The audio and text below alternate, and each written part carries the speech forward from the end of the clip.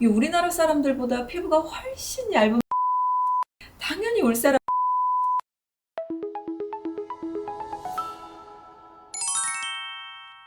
안녕하세요. 저는 청담동 뷰티 파라다이스 MJ 피부과의 피부과 전문의 김민주입니다.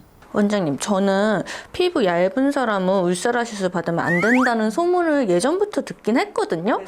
이게 실제로 상담 게시판으로도 문의가 되게 많이 들어오더라고요. 실제로 병원에 오셨을 때 정말 많이 하시는, 정말 제가 많이 받는 질문입니다. 이게 피부가 얇으면 정말 울세라 하면 안 되냐라고 질문을 하시는데, 제가 이 질문에 대해서 바로 이 자리에서 종결지어 드리겠습니다. 피부가 얇다고 해서 울세라를 받으면 안 된다, 이게 아니고 이 내 피부 고민 상태에 따라서 나에게 효과가 있는 시술을 받으시는 게 맞습니다.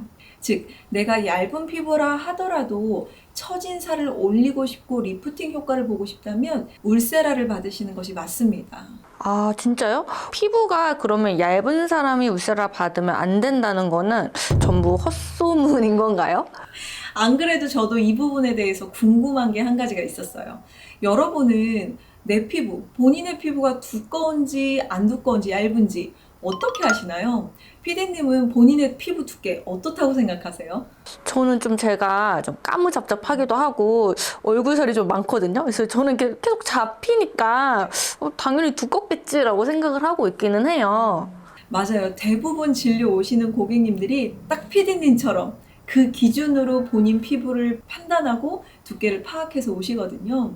예를 들어서 내가 피부가 좀 하얗고 볼살이 없다는 생각이 들면 나는 피부가 얇은 편이다. 반대로 내가 얼굴에 살이 좀 있고 까무잡잡하다. 그러면 나는 피부가 두꺼운 편이다. 이런 식으로 말씀하신 것처럼 딱 진단을 내리시는데, 사실은 우리나라 사람들 대부분 이 피부가 본인이 생각하는 거에 비해서는 얇지는 않은 편입니다. 왜냐하면 이 동양인들은 아무래도 백인들이랑 피부가 다르기 때문인데요. 그래서 울세라를 내 피부에 조사하면 피부가 얇아지게 된다 라고까지 상상하기에는 너무 큰 오해라고 생각하시면 될 것 같아요. 왜냐면요, 이 우리나라 사람들보다 피부가 훨씬 얇은 백인들도 당연히 울세라 받거든요. 근데 또 말씀 듣고 보니까 맞아요. 울세라 원래 백인 기준이었던 것 같은데. 미국 레이저잖아요. 네. 이게 울세라가 정말 엄한 오해를 좀 많이 받는 편이긴 한데요. 결론적으로 말씀드리면은요, 울세라는 오히려 피부를 더 탄탄하게 힘있게 만들어주는 원리의 장비라고 설명해 드릴 수 있을 것 같아요. 울세라는 우리 피부의 제일 바깥쪽인 표피부터 이 표피를 지지해주고 있는 진피, 그리고 그 밑에 지방과 근육 사이의 근막인 스마스층까지 이렇게 개인의 피부층을 제가 영상 모니터링으로 직접 확인하면서 초음파 에너지를 조사하는 방식으로 이 피부 깊숙한 곳에 열 에너지가 닿게 되면 피부 열 응고점이 마구마구 따다다다다 이렇게 생기거든요. 그러면서 재생이 활발하게 이루어지는데, 이때 콜라겐 생성이 같이 이루어져서 피부가 탄력이 생기고 단단한 힘이 생기고 탱탱해집니다. 힘없이 늘어져 가던 피부 구조에 다시 힘이 샘솟는다고 생각하시면 좋으실 것 같아요. 원장님, 그런 원리라면 이게 늘어지고 이제 힘없던 피부가 울세라로 인해서 다시 힘을 얻는 거잖아요. 울세라 하고 나서 노화가 가속된다거나 이런 얘기들도 사실 있거든요. 이것도 좀 오해라고 볼 수 있을까요? 맞습니다. 이 우리의 노화라는 거는요, 시간에 따라서 계속 진행되는 거잖아요. 당연한 거잖아요. 근데 이 울세라를 통해서 재생을 촉진시켜서 노화됐던 피부에 탄력이 생기게 된 효과를 보신 분들이 시간이 다시 1년, 2년 흐르면서 노화가 진행될 때 당황하시는 분들이 많아요. 이 피부는 이제 더 이상 울세라로는 느꼈던 에너지가 없으니까 예전으로 돌아가서 다시 노화의 과정을 밟고 있는 것 뿐입니다. 원장님, 그러면 이게 이런 거 아닐까요? 막 늘 배고팠을 때는 잘 몰랐다가 이제 한 번 되게 배부르니까 이게 다시 좀 배고프려니까 막 이게 짜증나고 막 그 괴로운 기분. 원래 이런 거. 배고팠으면서 맞아요. 네, 맞아요. 그쵸? 사실 이게 정확한 비유가 될지는 모르겠는데요. 이 한 번에 딱 맞는 표현은 맞는 것 같아요. 근데 다만 이 울세라 시술을 할 때 반드시 아셔야 할 부분이 있는데요. 한 번 받으실 때 제대로 받아야 효과가 있거든요. 바로 개인 피부층에 제대로 쏴야 울세라 효과를 볼 수 있다는 겁니다. 우리가 지금까지 계속 피부 두께에 대해 얘기를 하고 있는 것도 이 피부 두께는 정말 모두 다 다르고 개인차가 있기 때문인데요. 울세라 장비는 국내 장비가 아니기 때문에 사실 국내 도입 당시에 시술 가이드라인 자체가 백인, 정말 피부가 얇은 서양인에 맞춰져 있는 기준이었습니다. 아, 맞아요. 그래서 원장님께서 이게 울세라 국내 가이드라인을 제일 처음으로 발간하시기도 하셨잖아요. 아시는군요. 한국 사람을 위한 국내 가이드라인을 처음 발간을 했고요. 그 이후로 또 시간이 흐르면서 고객님들에 대한 시술 케이스가 점점 더 쌓이게 됐기 때문에 그 데이터들을 토대로 얼마 전에 제가 피부과 전문의들과 한국인 피부에 맞는 울세라 시술 가이드라인을 업데이트를 해서 국내의 울세라 가이드는 현재 2개까지가 나와 있습니다. 그리고 이번 영상에서 처음 밝히는데요. 제가 하나 더 발간을 할 예정입니다.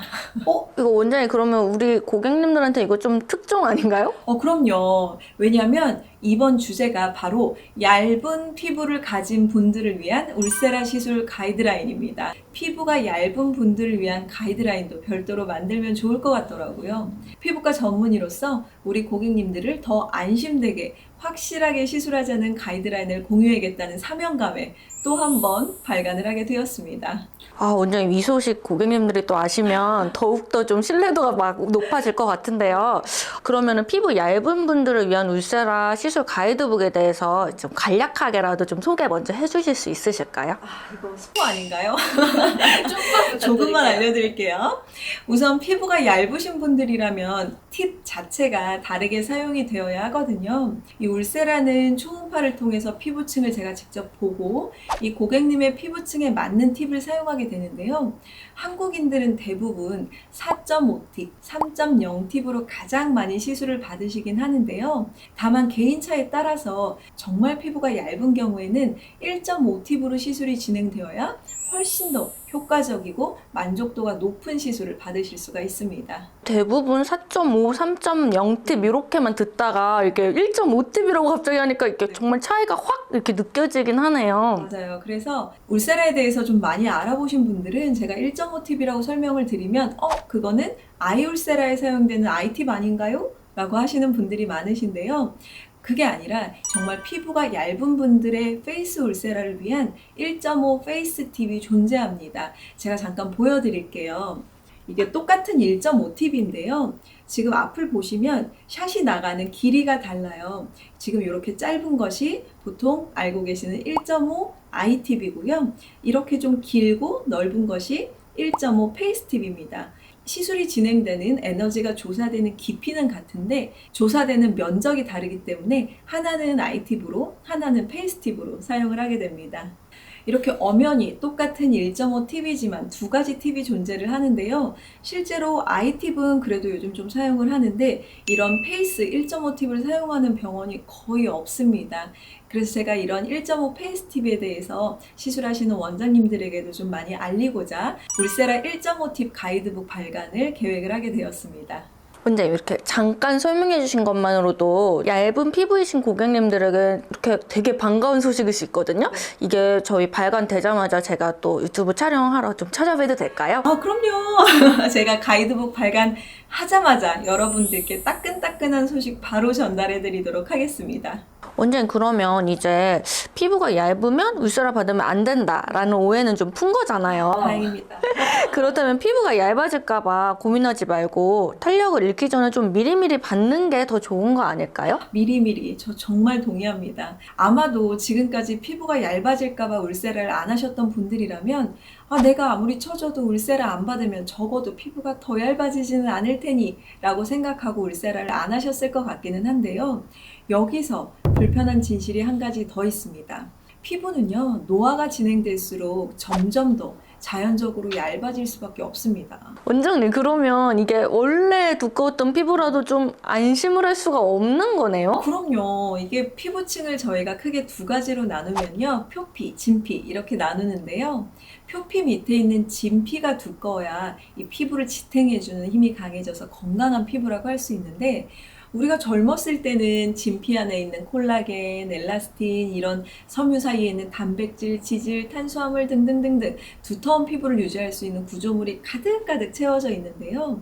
근데 점점 나이가 들면서 이런 구조물들의 합성이 감소되고 결과적으로 피부가 힘을 잃고 늘어지면서 피부가 얇아집니다. 그리고 그 진피 위에 있는 표피도 한창 젊었을 때는 열층 정도의 각질 형성 세포로 구성이 되어 있다가 이 노화로 인해서 세포 분열 능력이 점점 떨어지면서 세포층의 수가 반으로 줄어들게 됩니다. 그러니까 결과적으로 전체적으로 피부가 약해지고 얇아지는 거죠. 그러면 당연히 결과적으로 주름은 물론 잡티까지 피할 수 없게 되는 겁니다. 아, 원장님, 그러면 결국에는 이제 우리가 나이를 먹으면 피부층의 이제 구성물들이 재생력을 잃고 이게 전체적으로 힘을 잃게 된다는 건데 그 전에 이제 미리미리 울세라로 좀 에너지를 주면서 이런 재생력을 유지시켜줘야 이제 그래도 피부가 노화로부터 좀 버텨낼 수가 있는 거죠. 맞습니다.